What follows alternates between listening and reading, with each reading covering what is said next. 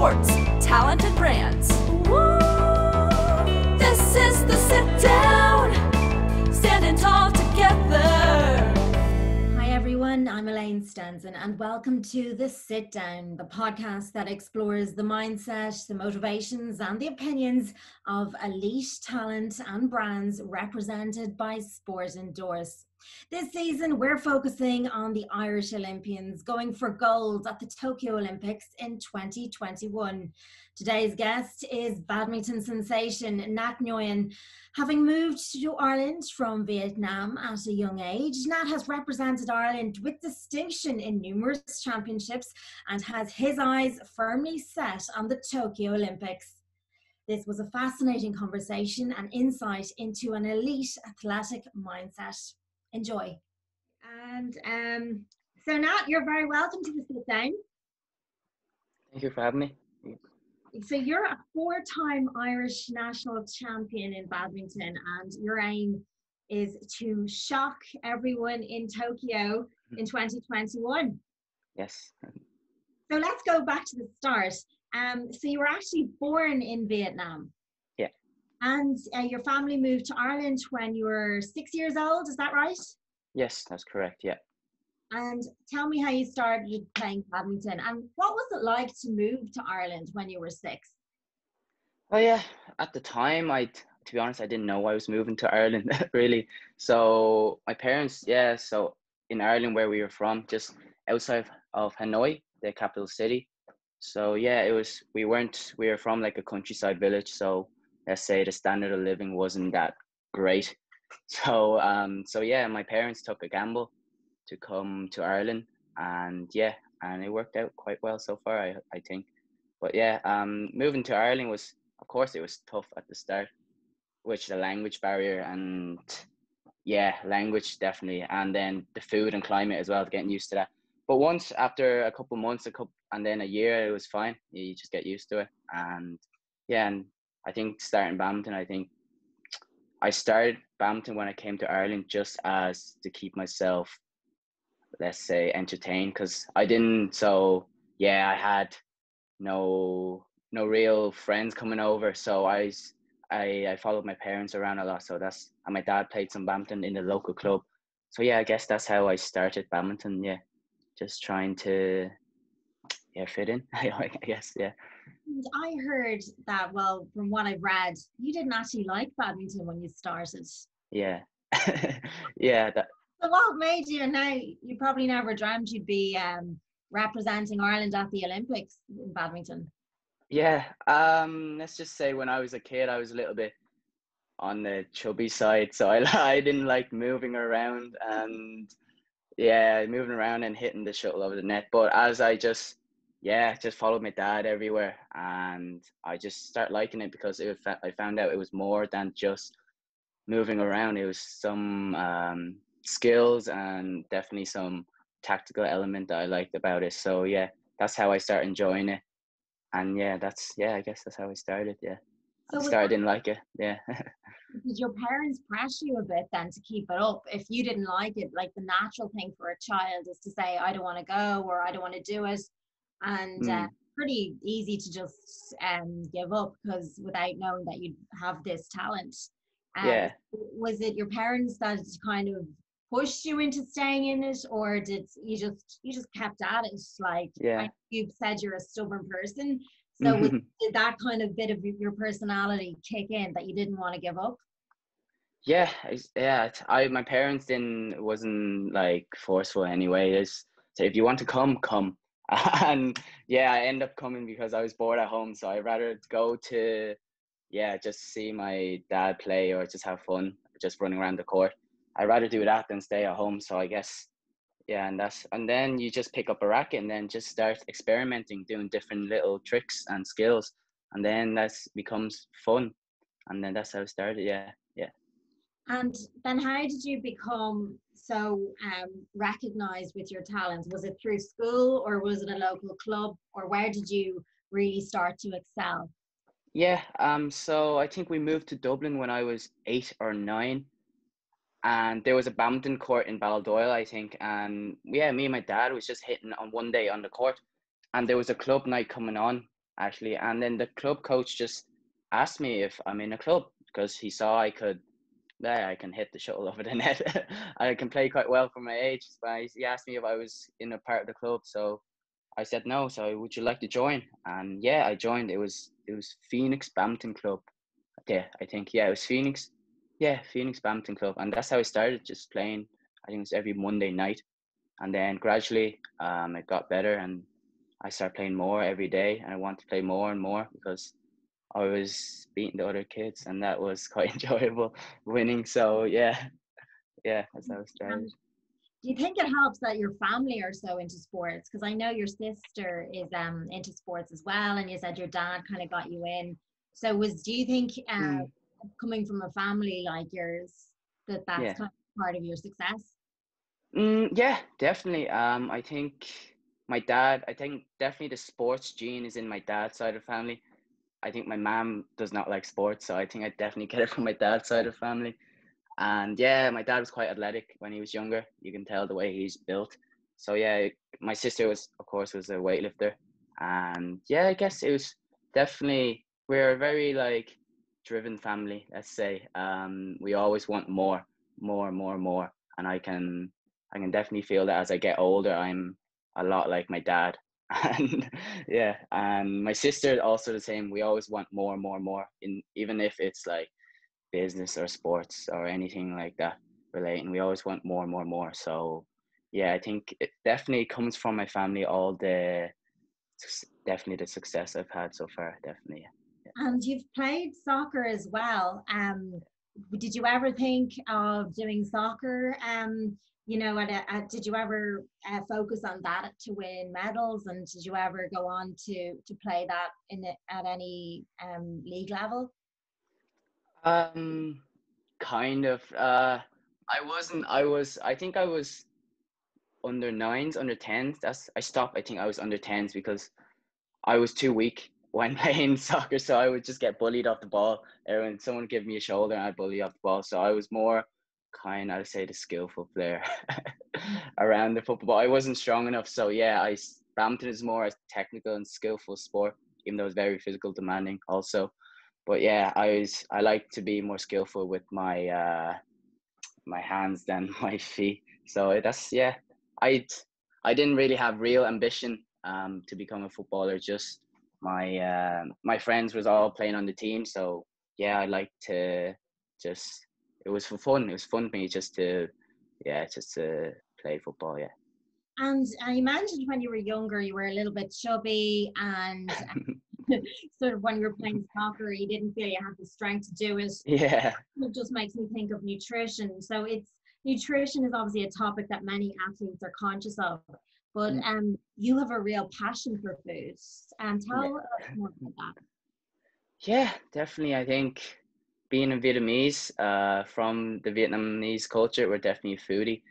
We like to eat a lot of, I don't know if it's spices or any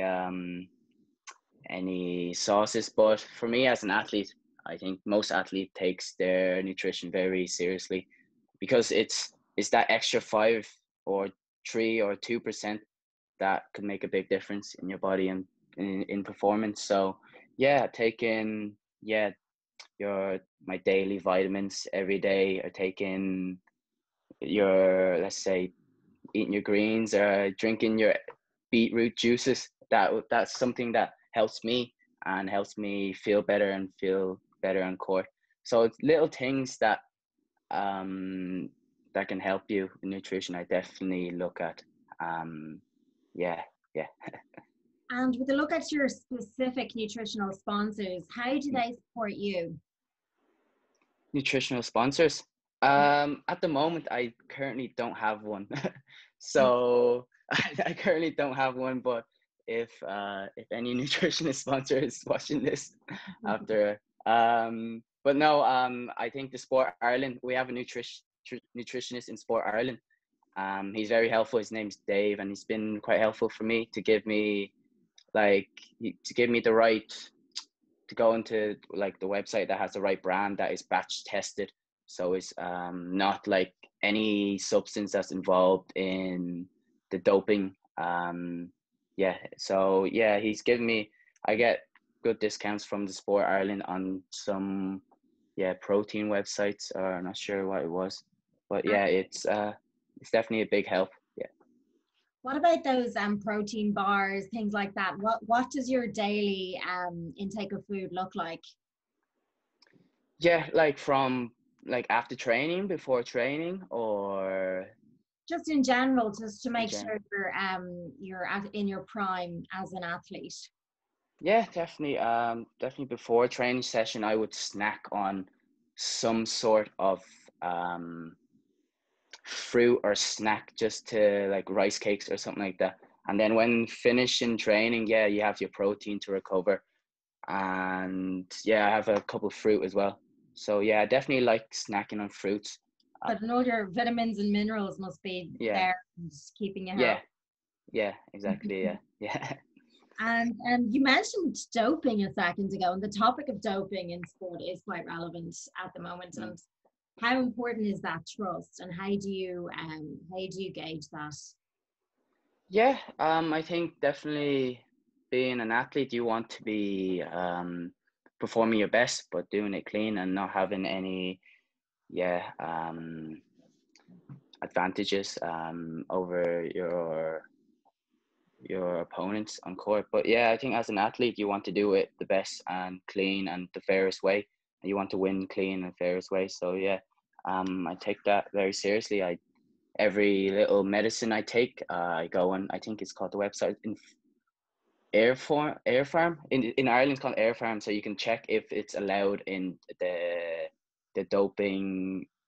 I don't know, how would you call it, if it's not banned, the substance not banned. So yeah, I do that. Everything I take or put in my body, it has to be checked, just in case. You don't want to be that one mistake that could cost my career, for quite a long time. So yeah, I definitely take it very seriously, and do a checkup on my medicine and that. Yeah. And you mentioned Sport Ireland has helped you a lot. How important is sponsorship for athletes to succeed at an elite level? Mm. Yeah, I think it's crucial. I think it's crucial to be funded and to have, to have a environment around it that supports you. I think that's very to get to the highest level, you need that support, you need that help, of, like I said, nutrition, physio, injury management, strength and conditioning, and also funding, just to be able to live also. So being carded by the Sport Ireland has been very. I've been carded for the last 2 years. It's been very, very helpful. Definitely since I've gotten out of school and have to pay bills now and etc. So yeah, that's been very helpful in that part. And definitely without a a sports council or federation to help you, it's very hard to move forward in the sport. To do it alone, I think, it's a lot of money and very, very stressful also. So it takes so I only have to worry about on court and perform my best on court. I don't have to worry about stress around me or anything. I just only have to worry about going on court and doing my best every day. So I don't have to worry about the nutritionist aspect, the strength conditioning, because I know there's other people looking after that, and I trust that the program is working. So yeah, definitely, Sport Ireland's been a great help. So far, so far, yeah. Well, and you were part of the FBD and the Olympic Ireland Commercial. Yeah. Tell me about how that happens and what you thought of it all. Yeah, I was asked by FPD if I want to be a brand ambassador a couple of years ago, and I think they were sponsoring for, let's say, young athletes maybe, or some athletes that they were looking for the 2020, that had good potential to go to the 2020 Olympics. So yeah, fortunately I was one of them. So yeah, I'm very blessed to be asked, and I think the ad commercial just came along with it, and yeah, I think that was really cool. To be honest, I've never seen the ad on TV, because on actual TV, I've seen it on my phone and I've seen it on laptops when they put it up. But I've never actually seen it on TV, because at home I don't watch TV. I just watch Netflix, and maybe a little bit of Amazon Prime, but just Netflix. We don't have a TV channel at home. So actually, I've never seen myself on TV, but I've known the ad has been around for at least a year now, I think. Yeah. So it's quite cool just to, yeah, I'm on a TV ad. I think any child growing up would want that because it's quite cool. Yeah. Absolutely. It's on YouTube. Have you seen it on YouTube at least? Yeah, definitely. I've seen it many times. Yeah. Brilliant. Yeah. What was it like filming it and everything? Yeah, I think that was my first time filming something that way. I've filmed photo shoots before, but that like so I had to jump and do a smash, but just to do it right and I had to hit the shuttle like right at the right spot also. I was quite hard. I was quite hard in like this small space we had, but it was quite fun. It was really fun. I really like doing these media and yeah, ads and promotion. It's something new. It's not just going to the badminton court and working really, really hard to improve, but it's also, yeah, I've worked hard now. I reap the reward, and that was it, I guess. I think, yeah, it's really cool, and just to meet other athletes also that's on their journey to Tokyo 2021 now. So yeah, it was really cool and really cool experience, and definitely hope to do more. Yeah. And what sports commercial would you love to be a part of if you could pick anything? Oh, I think I've seen an ad for the World Cup or Nike or something like that, and I thought it was really cool. I think they were all in cartoons or something like that, and yeah, running around kick football. I think to be in a Nike advert, that would be a dream come true. But hopefully Nike will get into badminton sometime soon. But yeah, that would be a dream come true to be a part of the Nike adverts. I think to be an athlete, to be a part of the Nike ad commercial, I think that's when you know you've made it. Yeah. Is that your ultimate? Yeah. Yeah, I think that's the goal, setting the highest, and we always aim for the highest goal possible, because why do it just to be not the best? You have to do it because you want to be the best. Yeah. Absolutely. Well, you're always going for goals if you're going for the Olympics in 2021. So tell me, what kind of, are you nervous about it? I mean, it's been put on hold, obviously, because of COVID. What was that like when you found out it was going to be put on hold?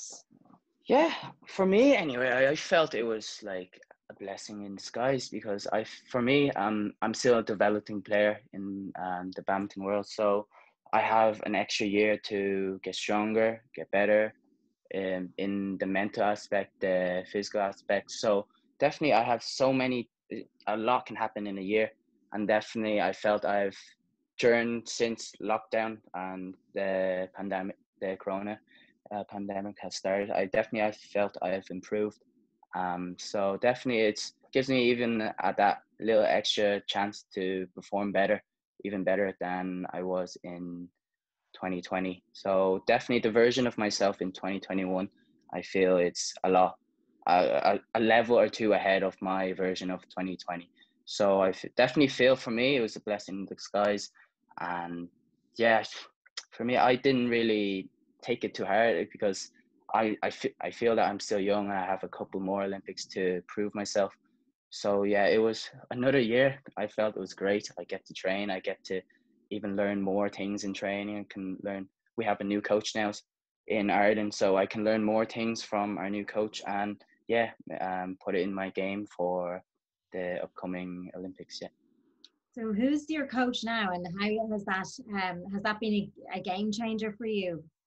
Yeah, I've only started. So our coach started, let's say 2 months ago, but I was in Denmark for the last 2-3 months practicing and training over there, just to get good training.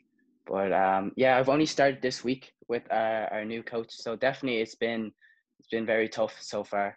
I've only the first day back. My body's very sore at the moment, so yeah, it's definitely been very tough so far, and I hope it's very hard to judge in 3 days, 2.5 days so far. But definitely I have good feelings. Definitely I have good feelings from him. And yeah, he's from Indonesia. His name's Davis.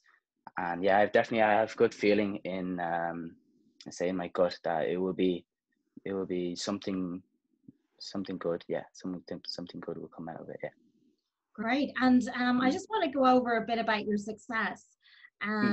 So you won gold at the European Under-17 Championships in the boys singles event, and you won bronze at the same event in the doubles when you were partnered with Paul Reynolds. Yes.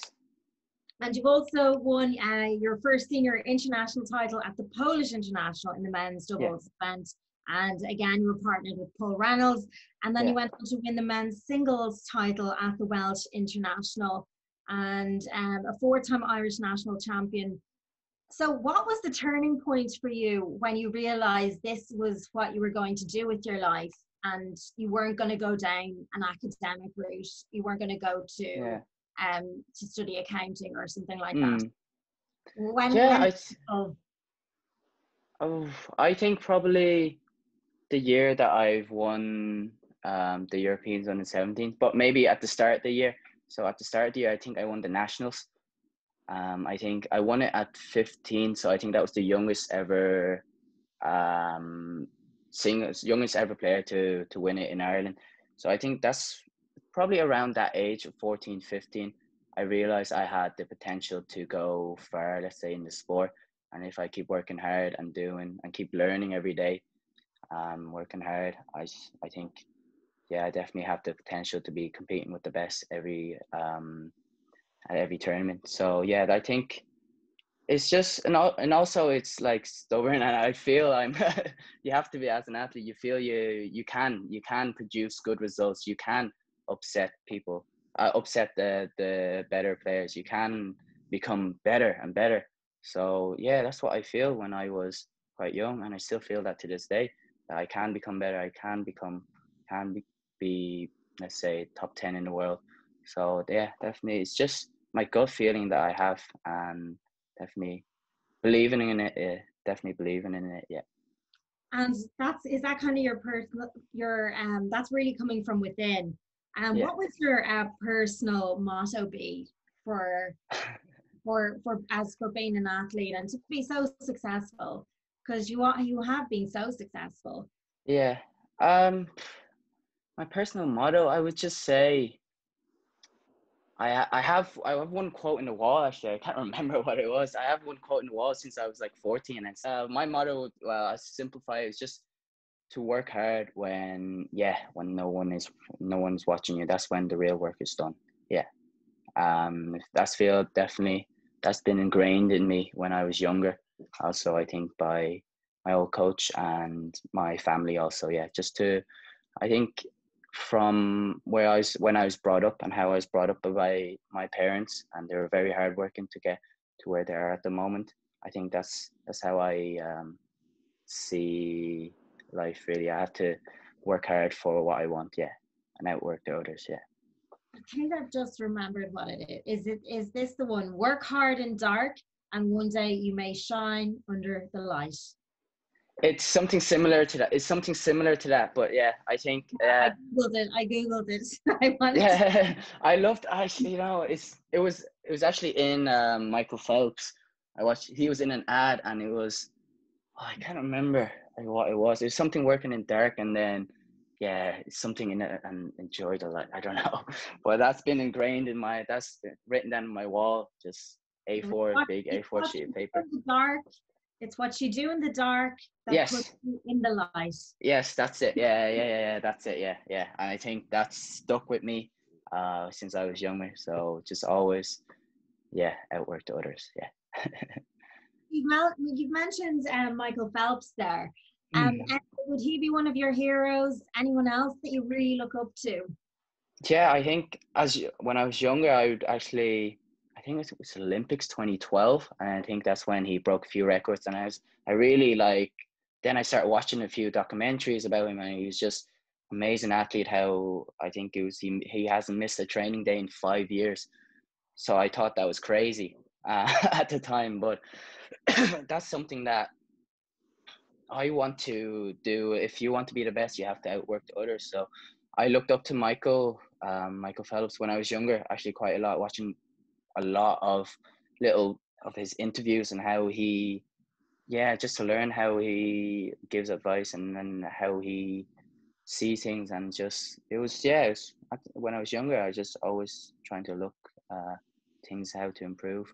I think Michael Phelps is one of them, and also I had a badminton player who was his name was Lee Chong Wei. When I was younger, I was watching a lot of clips of him trying to do what he does on court. When I was younger, it definitely wasn't as good, but just trying to, I love watching him play. So I try to emulate what he does on court. Yeah. So those were the two when I was younger.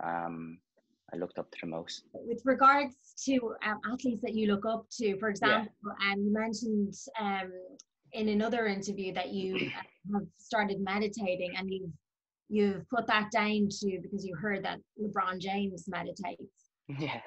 So were there any, you pick up tips and tricks from different athletes like that? Like, do you look to see what they do and see how can I put that into my own life?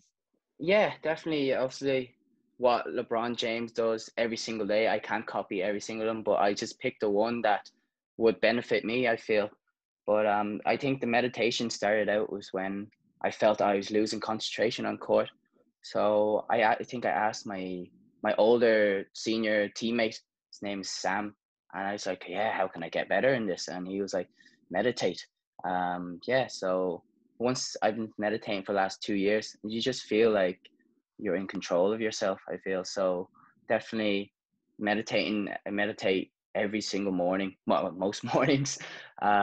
So definitely I feel if you meditate, for me, if meditating in the morning, I feel I have more control of the day rather than I'm chasing the day, so I'm like, it's like you're attacking the day then rather than you're just chasing the day. It feels, and when I don't meditate, when some morning when I'm in a rush or I sleep in or something like that, when I don't meditate, I feel sluggish. Yeah, it's like I'm chasing the, what do I have to do now? I have to do this, I have to do that, I have to do this. But rather than it's like, right, I'm doing this time, done. I'm done doing this time, done. So I think meditating has been definitely very helpful for me, and definitely on court. So you kind of touched on that you're kind of envisioning your success and you're manifesting your success. And I think that's a big part of being successful. Yeah, like I said, you definitely, it's like you have to see it before you can actually do it. I think I've heard that quote before, and I think that's very true.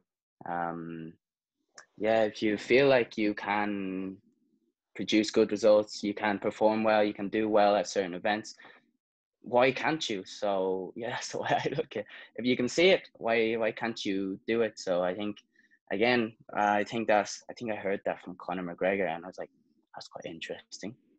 I haven't done that. Let's try that. So I think actually Conor is a huge, again, a lot of athletes. It's one of my favorite athletes. Just how he, how confident and he talks himself like to believe to what he says, and how confident he is in his own words. He was definitely also one of my the athletes that I look up to take little tips and advice off.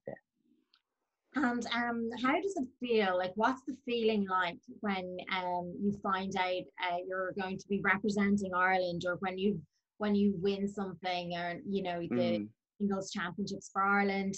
What's that feeling like? I think obviously you feel proud, and you feel like, for me anyways, that you feel like you deserve it. You work hard, you've done your bit, you've done so many extra runs, you've done so many extra work that your opponent haven't done before. You've done so many things that, yes, I know you're so confident that you deserve it. It's not like it was luck. You feel, you just feel proud that, yes, it's a great feeling. I think it's hard to explain it really, but you just feel proud of yourself. And for me, feel proud for 10-15 minutes. That's the feeling. Then back to work again to get that feeling again. So it's a grind. I think it's, let's say, 99% grind, and then that one feeling of joy that will last forever. So I hope to have many more feelings of that in the coming future. what is the best bit of advice that you've gotten, and what is the advice that you'd give to other aspiring athletes who are looking at you and saying, wow, I'd love to be going off to the Olympics? Yeah, I think the best advice and what I give for me is, I think I read it in the book a few weeks ago, and I actually looked back, and I can't remember who told me, but just, yeah, like I said, just to be a sponge, like take everything in. You don't have to use it, but you just take it in and just try to see what, if someone's telling you a little advice, yeah, you listen, and yeah, it could be very beneficial. It couldn't, or maybe it's not, but at least you never know. You don't know. So yeah, definitely listen. And I say listening and trying to learn. That would be my advice. And just always trying to improve, listening and learning. You never know what advice or anyone could say to you that could help you or anything. So there's no harm listening, I feel. So definitely an advice to that I would give to, let's say, my younger self, or if I was to talk to a little kid, to a little bunch of kids, young kids playing badminton, I say to listen and to learn, because yeah, like I said, any tips or advice could be helpful. Yeah. Brilliant. And just before we go, any aspirations beyond sports? You're so young. I mean, you're only 20, so yeah, that's your life. Yeah, I actually came up the other day. So after, I think we were starting this soon, maybe. So I think it's the first time I said it. I like to start my own, let's say, badminton court, and then a venue, and then my own academy, let's say in Ireland, something like that. I'd like to do something like that, to be, let's say, the Nhat Academy or something. It's something that I would, yeah, have great passion about. So definitely in my head so far, let's say I'm thinking 10, whatever, 15 years, I have something like that. And yeah, I think my parents were mentioning to me before when I was younger, and my sister was also, but now it's clicked my head. I was like, yeah, that could be something for the future. So I would like to have something like that. Yeah. Like my own little academy, and to help, let's say, share my feelings and experience to the younger generation. I don't know, that's very far down the line, but that's something I'd like to do. Yeah. That's something I would like to do. Brilliant. Well, Nhat, yeah, I'm going to leave it there. The best of luck. Thank you very much. Tokyo 2021. Yeah. And we'll all be rooting for you, obviously, here at Endorse. And I can't wait to see what's going to happen. And just thank you so much for coming on today. Yeah, perfect. Thank you for having me. Cheers. Right.